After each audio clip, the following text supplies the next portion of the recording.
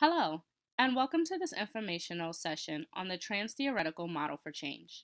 You must have the same questions I once had. What is the Transtheoretical model? Transtheoretical model for change, also known as stages of change model, is a model that purports to explain and change behavior. This model was first developed by James O. Prochaska and Carlo Di Clemente in the 1970s with the intention to create behavior change in a different way than most behavioral theories. Stages of change model is different from other theories. How do you ask? Primarily because it is not a theory. It is a model that consists of different stages that move in a cyclic fashion. Within each of these stages, different behavioral theories can be applied. TTM is essentially an all-encompassing model that considers social, environmental, and intrinsic influences on behavior change. TTM mainly operates on the idea that change does not happen overnight.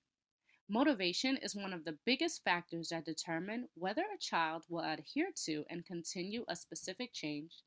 And to engage students in this cyclic fashion, the mentoring adult focuses on developing the student's intrinsic motivation as they go through the different stages.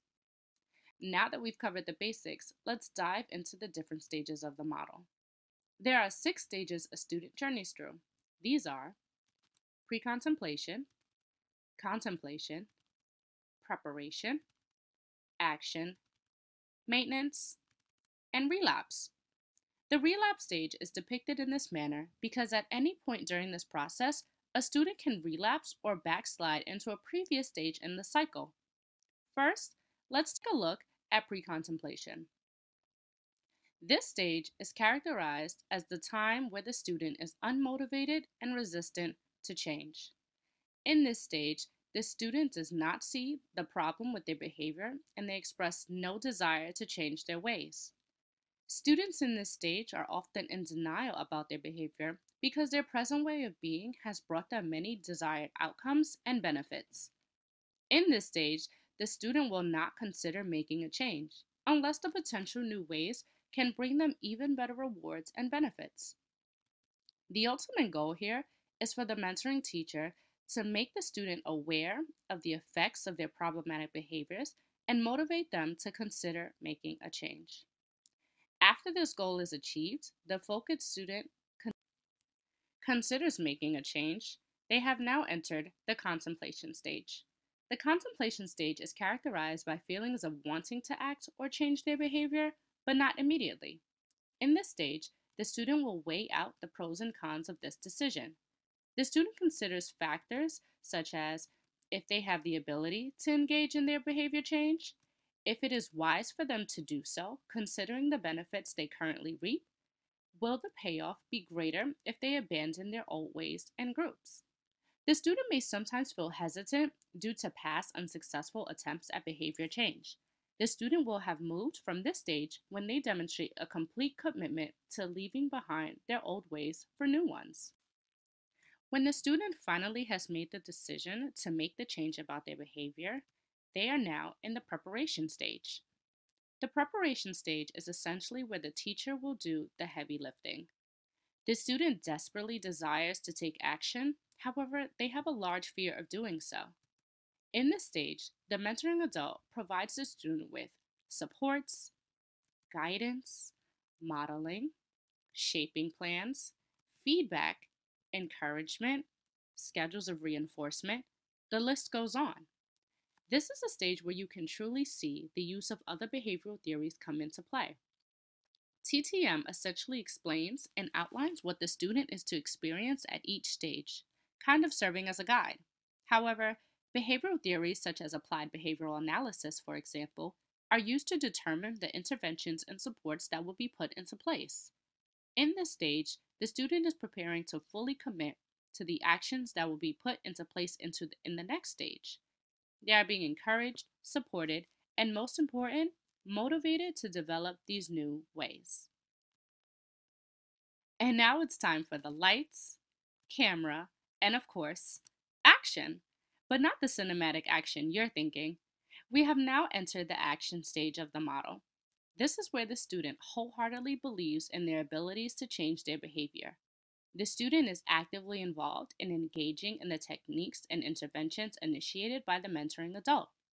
In this stage, it is important to provide as much short term feedback and encouragement for the student in order for them to sustain their motivation and commitment to the journey.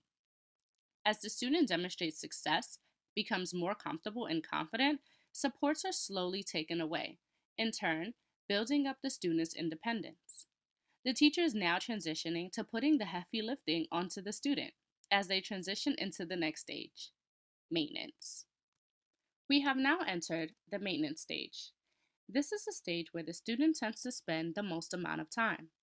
In order for students to maintain their behavior, it is important that they see and experience the successes of it. Students must reap the benefits of this new change and understand the differences that are occurring in their life because of it. These successes and benefits supports the student in remaining motivated through the maintenance. However, the student may not be successful all the time. When they are to experience failures or setbacks, it's important that the mentoring adult helps the student see these failures as part of the change process.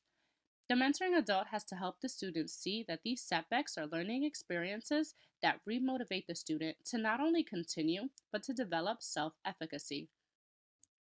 Experiencing failures tends to be tough on students and can often influence the child to discontinue their behavior change because of disappointment and fear of loss of benefits. However, the mentoring adult helps to combat these feelings and worries through retraining, positive feedback, reiterating the words of the new behavior, and supporting the student in self reflection. If the student experiences failures or setbacks and chooses not to continue with the behavior change, they have now entered the relapse stage. This often occurs for reasons such as negative feelings with failure, not feeling the benefits they thought they would from the behavior change, not being able to cope with the feelings of loss and disappointment, as well as many other reasons. During relapse, the student may revert back to a previous stage in order to identify the triggers that may have led to the relapse, identify the obstacles in the way of their successes, and reaffirm their commitment to the change. This process is not done by the student alone. The mentoring adult is very much involved as they engage in reflective activities to identify and assess these factors, and action plan around next steps to re engage the student. Relapse can occur at any point through this process. However, aside from relapse, these stages are to be journeyed through in a linear way. As the student meets the outlined goals and expected behaviors of each stage, they can progress through the next. Using the Transtheoretical model for change when working with students is a great method to use when focusing on building students' intrinsic motivation.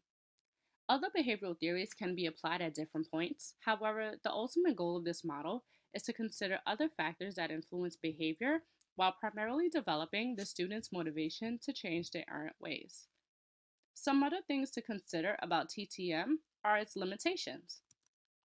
It can sometimes be difficult to apply this model because lines between different stages are arbitrary. There aren't any set time frames for how long a student can be in a stage or when a student should be transitioning to the next. There are questionnaires and readiness assessments available to assess what level of readiness the student presents in order to assign them to a phase. However, these are not standardized and can sometimes produce results that are not consistently valid. It is up to the mentoring team of adults working with the student to make the best judgments about where the student presents themselves and how long they are to remain in a specific stage. Thank you for engaging in this informational session with me. I hope you enjoyed learning about this model just as much as I did. On the next slide, you'll find the resources that I've used for all the information provided, and you will also find the resources for all the images used to support the information presented. Thank you.